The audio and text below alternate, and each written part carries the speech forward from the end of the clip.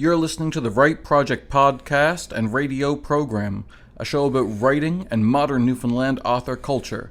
This program is produced and recorded at CHMR FM 93.5 FM in St. John's, Newfoundland and Labrador, and is aired on other great stations in the province and elsewhere in the country. It can also be heard online at www.chmr.ca.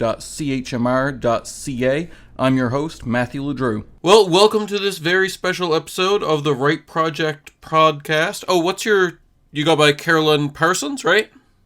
Carolyn R Parsons. Carolyn R Parsons. Not Carolyn U Parsons? No. Not Carolyn S Parsons? No, and then you have to figure out what the R stands for. Roberta. No. That's difficult. No, it's easier than that. Redfield. Yeah, that's so much simpler than Roberta. Absolutely. It was totally simple. I give you a clue. It's a flower. Rose? It is. Oh, Carolyn Rose Parsons. All right. Well, welcome. My name is so common that I had to put something in the middle. Oh. Welcome to the Write Project podcast. We've got a special episode today. We're here with Carolyn R Parsons, author of The Forbidden Dreams of Betsy, Elliott from Flanker Press. She also has a number of novels out currently, and she'll be featured in the upcoming Flights from the Rock anthology that was announced the last week. You're having a great year, Carolyn. How are you? I'm doing well, yeah, and I am having a great year. You know, it was a stellar year, I think, and this one's looking pretty good, too. Yeah. It is. Yeah. It is going great. Things are going great for you so far. So, tell me about the Betsy Elliott book. Pretend I don't know anything about it, because I do not. Tell me all about it. Okay. So, The Forbidden Dreams of Betsy Elliott, the character is the main thing. That's why the book has her name on it. I came back to Newfoundland. I only moved back 6 years ago, which is weird to me because I feel like I've been back forever. And I met with my grade 4 teacher at that time, who was an artist. And we were talking about this, that, and the other thing, and we talking about the women of Newfoundland. And she told me this story about how my grandmother, my father's mother, when she was a young woman married, would bring water from the well every day. And I know where that was and how long that walk was to go get water. And so I had this image in my mind of my grandmother, bringing water and how hard that would have been, to do that all the time. So that, I thought, I have to do something with a character that, a woman, a female character of the times. And so that's sort of how the book started, from that scene. And it progressed to, a young woman married to an older man, and the trials and tribulations and drama of a winter in Change Islands, which is my hometown, and in 1933-34. So that's the gist of it. And it's quite I don't know. We call it a drama. It's on wheels. It's pretty intense in places, and and that came out in February. That sounds wonderful. It sounds kind of like an updated modern audience version of Random Passage. Well, it's so funny because I'm such a fan of that program, and the strong female character, of course, there were so many in history, and Betsy is a combination of several people.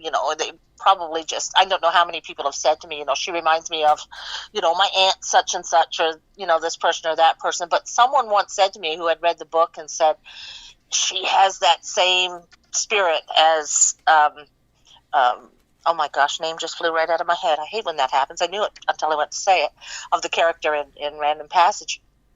And I was like, that is like probably the best compliment you could give me regarding Betsy, because I really wanted her to be impactful. Like, the story is her story. Although there are lots of other characters around, it really is about this woman and how she copes with all these hardships. And the thing of it is, they were hardships. And like, we read the book now and we think, wow, all this, but these things actually really did happen in 1933, 34 in an isolated community off the northeast coast of Newfoundland. We're not that far from those conditions. And while the rest of the world was, building bridges and subways and electricity was everywhere, it wasn't there. And it didn't come there until the 1960s. So, but she had, hopes and ambitions, and so there's a lot to her. So I really like Betsy. Yeah, that sounds great. Do you think there'll be more from Betsy, or do you think this one? There will? Yeah, well, I'll have to get on Flanker's back about that. But the second book is drafted. Oh, that's good. It was actually finished before I submitted the first one. Betsy had such a story. I kept going. It was one of those things where I had to put the first one away to let it sit. So I just went right into the second one, and then I could go back to the first one. Because it's been 6 years in the making, right? I've written all kinds of stuff. So. Oh, wow. You've been working on that one for a while. Because I know some of your projects have been quicker than that. Yeah, it's been the project that's been... Well, a lot of it was I didn't know how to finish it, and it was not until I decided to make it into more books that I could finish the first one. That makes sense. Because once you're given the freedom of, you don't have to clue up this character totally, and sum up everything there are. You just have to clue up this chapter and these themes. Then it kind of frees you up a little bit.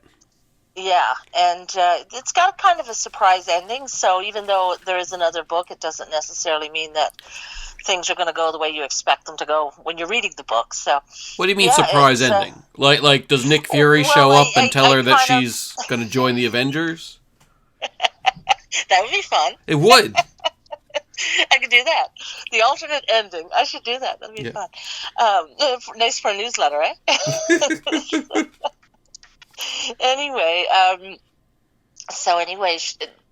it ends.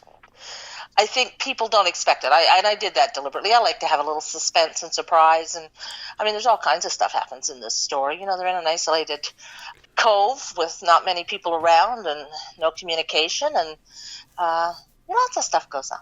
So, yeah, but. People are liking it so far. Oh, yeah. I've been seeing a lot of really good reviews for it online. People are really enjoying it. And it's flying off the shelves at Chapters. Yeah, and I went to Gander today, and apparently there's none left in Gander anywhere. So now I've got, that's where I'm in central Newfoundland, so this is where my people are. So people are saying, I was in Gander and I didn't see any books, but I'm sure someone told me they were in there. And I went to the 2 or 3 stores when I was in earlier today, and nope. None left. So, yeah, I got to get on the gang and say, hey, fill her up again. Yep. So, bad problem to have. Yeah. Well, good problem to have. Nothing worse than selling a lot of books. No, it's good. And, it's the distribution is really good with Flanker, but, they don't know when they start out with a new author how it's going to go and what locations will sell, but it's really going good. We're going to get them into a few stores in Ontario because that's where I was for 25 years. So I have roots in Kitchener-Waterloo and Stratford area. So they're hankering for some books up there. So we've managed to make that happen now. In the next week or two, they'll be up in Kitchener-Waterloo and Stratford. Well, that's good. So. Yeah, it's good. I mean, most people get them on Amazon anyway, but it's nice to have them in the bookstores, and they will actually be in the local section. So I thought, maybe after I left, I finally feel like I'm a local in those cities. Funny about that, eh? That is funny, actually. Yeah. But I mean, I was there 25 years. When I came back, I had been there longer than I was here. Now it's caught up and surpassed it now after 6 years, but it was, I was there a couple of years longer than I was in Newfoundland. So, yeah. So. That's really interesting. Yeah, we had the same kind of the distribution thing you were talking about, where it's a good problem to have that you're running out of books. We had the same kind of issue with Brad Dunn a few months back, where it's our first time putting out a book with him, and we had no idea the huge amount of oh no, people really want his book. We had a hard time at first learning to catch up and go, well, there can't be that many more sales. Oh no, there are a lot more sales. Oh, I understand. Yeah. Okay. And it really isn't the season yet. There are a lot of people who travel and buy books when they're on the go, and they're past the tourists haven't gone through the tourist places where they put books. I don't know what's ringing. I don't know if it's my phone or yours. I'm not hearing it. So you're not hearing it? Nope. It might be mine, but it's an odd sound. It doesn't sound like that. Anyway, is it possible it's in your ears? It could be. The people in my head are making funny sounds. Yeah. So and also distribution, yeah. But it's in all over the stores and the tourist places and things like that. So the tourists aren't here yet, and a lot of them are people I know, and I know people who are coming through for the icebergs, and so I keep promoting it on my end. And Flanker's doing their part, so between us, hopefully we'll keep it going. Hopefully. Yeah. All right, that sounds lovely. You're also, coming up this summer, going to be featured in the Flights from the Rock anthology. You were the first one that we announced that. There's going to be 21 different authors. They have all submitted stories because of the 100th anniversary of the first transatlantic flight. So we've got a book from Engine coming out celebrating that. You put in a story called You Know When You Can Fly, You Know When You Fly, which all of our editors absolutely adored. Solid and adorable till the end. Such a foundation of flying, and lots of great comments that I'm reading from the editors. Tell me about your story. How did this come to you? Okay, so I am a bit of an aviation buff. And not in the sense, like, I know there are some people who are, like, totally, like, they collect things. I'm not a collector of anything. I don't like things. So I don't, but I love aviation, and I love the whole idea that in 1903 or whatever, 12-second flight, and then in 1921 a plane was landing on Change Islands. Like, it happened quick. It's so quick, and it was such. So I read a lot about that because it's so fascinating. Like, it was faster than the internet. Yeah. In like, the internet was developed and used for a long time before it caught on as a popular thing. But in 1921, before Gander had a flight and had a airstrip, a aviator by the name of Sidney Cotton was working in Botwood, and he was an adventurer, inventor, aviator, and he was from Australia, which was the strangest thing. And so because this location, Newfoundland, was close, and people were trying to fly across the Atlantic, and all these things were happening, he came here. And of course he was in the U.S. too, and then he came here, and he was in Botwood, and he had 2 planes brought to Botwood, and decided that he would, and he was an entrepreneur, of course, as well, decided that he would start a business whereby they would fly out and survey and find where the seals were, and then radio the information to the sealing ships, and then they could go and get the seals really easy without, having to search. And so they were contracted to do that, and they also got the contract to deliver the mail to Fogo Island, Change Islands, Twilling Gate, those places, any of the isolated, probably Little Bay Islands, any of the isolated communities. They would not have mail for months sometimes, because once the ice came in, these islands, Exploits Island would have been one of them, once the ice came in, there was no navigation. And so quite often they might get mail once a month. Maybe somebody would trek across with a horse and sleigh to wherever, but the mail had to get out. They would have to come to Lewisport, and there was no Gander, right? And so when he started doing that, and he would land the plane in the strangest places, like in the water, he had it on skis. So in 1921, in March, he started that, and the first place he went was, they always say the Fogo area, but he landed on the Tickle at Change Islands. Okay. So he did the seal thing. He surveyed that. And he found seals, and he radioed it off to the big, where the seals were. And then he came in and got the mail and delivered it to Change Islands. And I've always had this story. In fact, there's a photograph, and I'll probably fire it off to you so that you can use it for promo if you want for the book. But this happened in March, I think the 21st of March in 1921. And so it's always been sort of a story that's talked about in history on the island, and I've written it down, and I thought, I want to do something with this story. Like, I just thought it's just such a neat little piece of history. Yeah. And plus the aviation thing that I love anyway. And so when you had the book, of course, I said, I need to write the story, but I didn't know quite what angle to take, and didn't want to write like a history story. I wanted to write a story and fictionalize it, but the history is accurate. I just fictionalized a couple of characters to make it more interesting. Yeah. And so I just imagined what it would be like for a couple of kids to the first plane and to realize this is a place without electricity, without, they had not seen anything of the sort. They barely had engines on the boat, right? The few schooners had engines that would have gotten the boat into the harbor, a few of them, not all of them. So, this was really a big deal in 1921. Awesome. And it was terrifying to some people. It was terrifying to see a plane. And it was exciting to other people. And they came and they landed on the Tickle. And the mail lady was, her name was Caroline Sevier. And she was actually from Exploits, and she'd come down as the postmistress. And she walked up and got the mail from them. And her name is Caroline Sevier. Her granddaughter is Carolyn Roberts, named after her, and I'm named after Carolyn Roberts. So there's a little path. Yeah. Now, I'm not related to them, but I was named after Carolyn. Mom and her were friends. Yeah. That's cool. So there's this sort of a little path to that as well.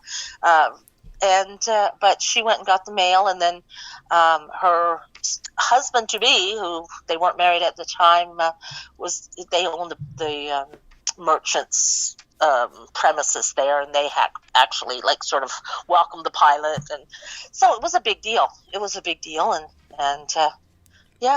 so I wrote a story about that. That sounds lovely. Whoa.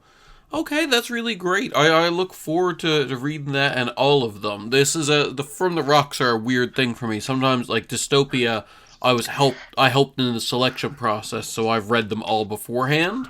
With Flights, I was hands off for the selection process, so this is all, I get to read it when it's done, just like everyone else, which is rare for me. Usually, the Engine books, by the time it comes out, I've been all over it.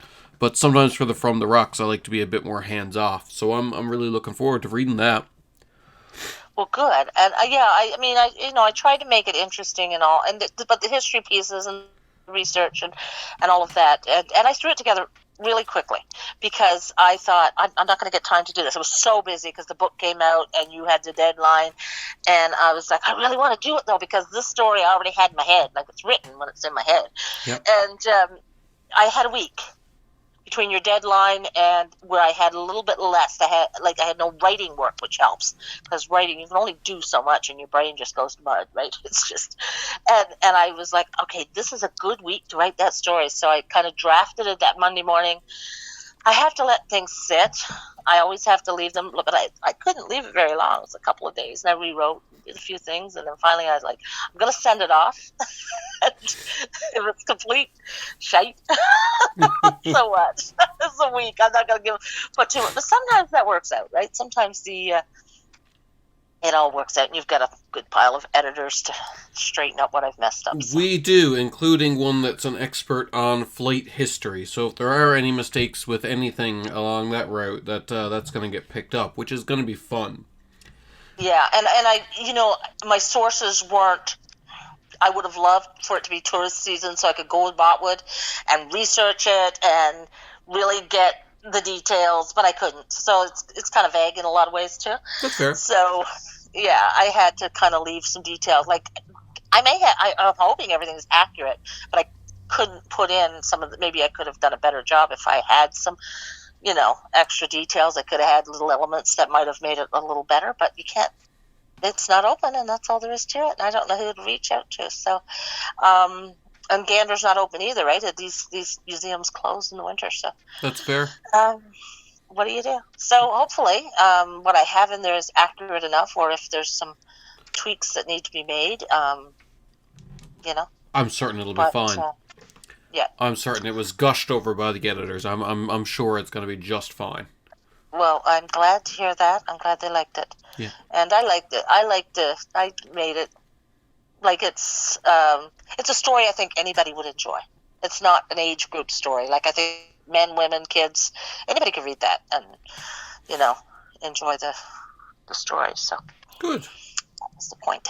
Okay, so there, Flights from the Rock. I'm looking forward to it. Yeah, it's going to be a fun collection. We're not done announcing everyone that's going to be in it, but it's going to be good.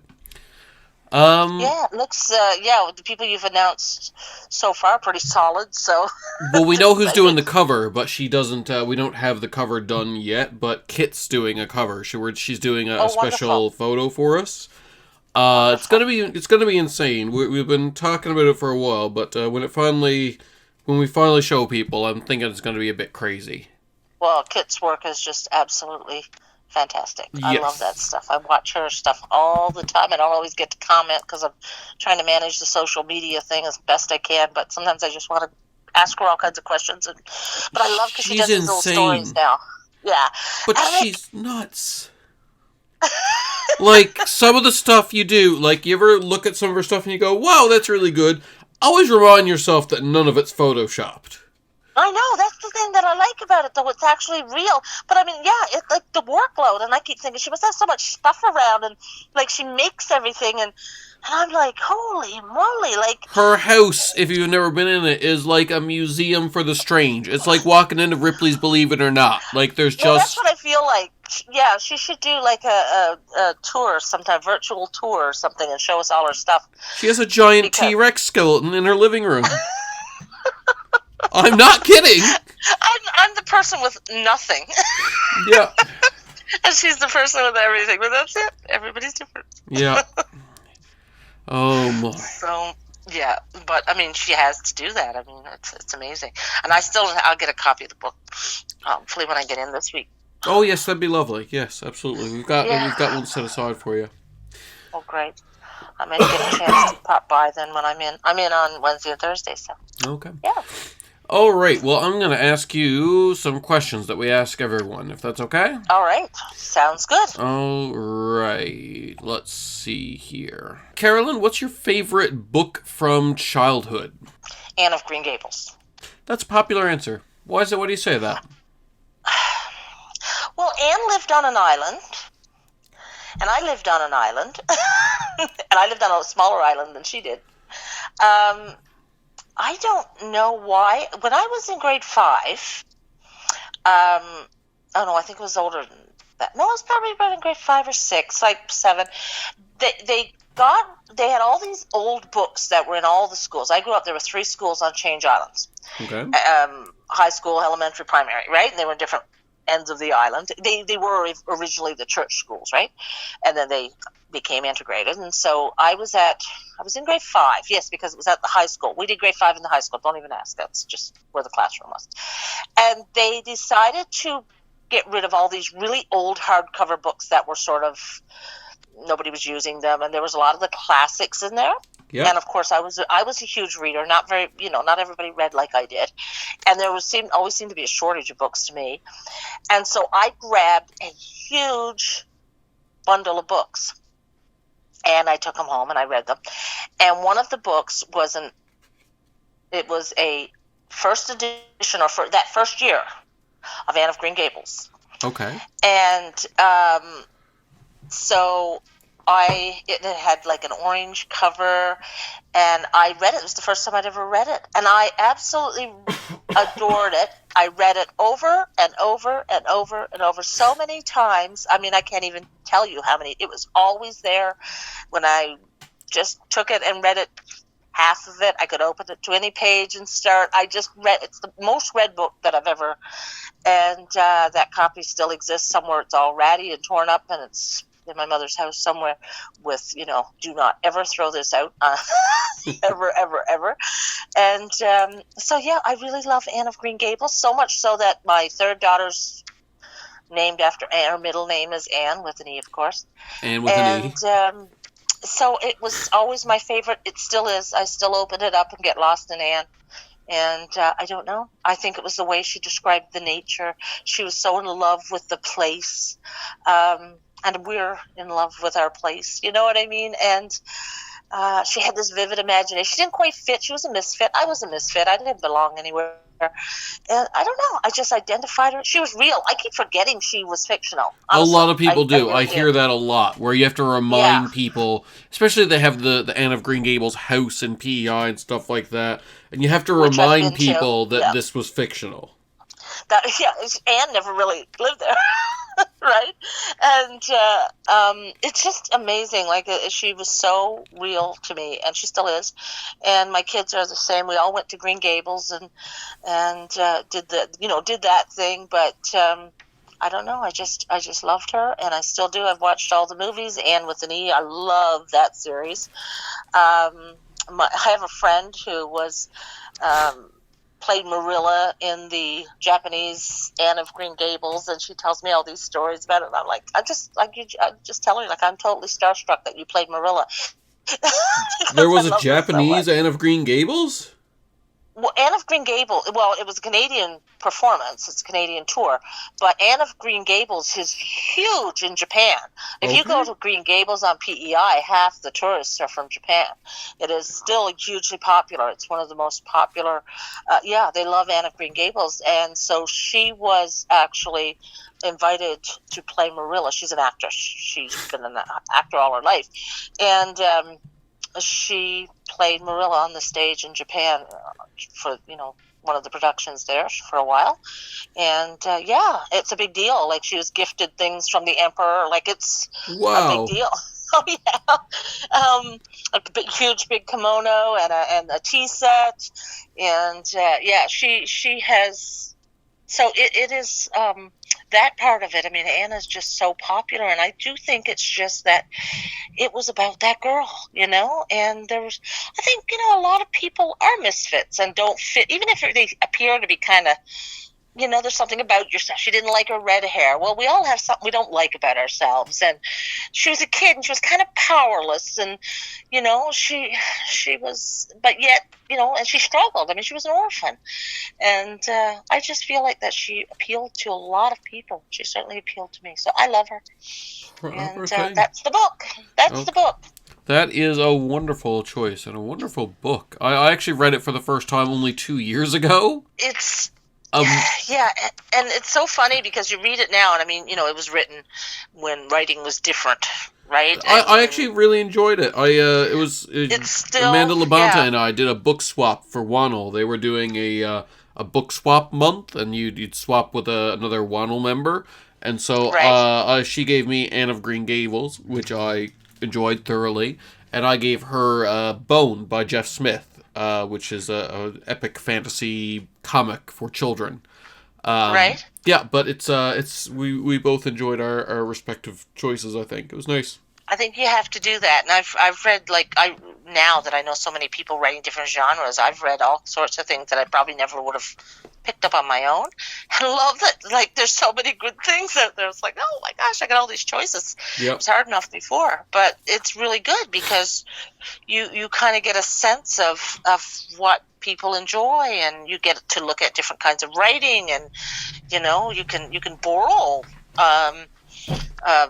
things that work in other genres. You can actually borrow there's some things that are just really attractive about different types of writing, and the old. I mean, I love the classics. I've read the classics, and that's kind of my thing, really. I love Jane Austen, and I love the richness of the language and all the wordiness and words. And I have to, nowadays you're not supposed to use too many words, but yep. You have to pull it back. But you also have to realize that vocabulary here and vocabulary in England is a little different too. I mean, even now, if I'm speaking to someone from England, they tend to use all the big words while they're talking regular, Yep.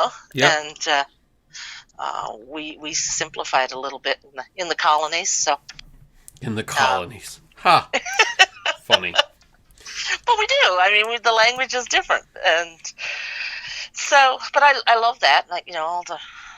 And I love the poetry of it all, and that they seem to write with poetry in the prose, right? It's there, even if it's not obvious.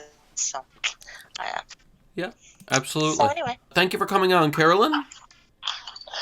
Well, thank you for having me on, Matthew. No problem. You can check out The Forbidden Dreams of Betsy Elliott in stores all across Canada now. Yeah. It's everywhere, and on Amazon, online, and Kobo, and it's in ebook and paperback. So yeah, Everywhere. give her All right. everywhere.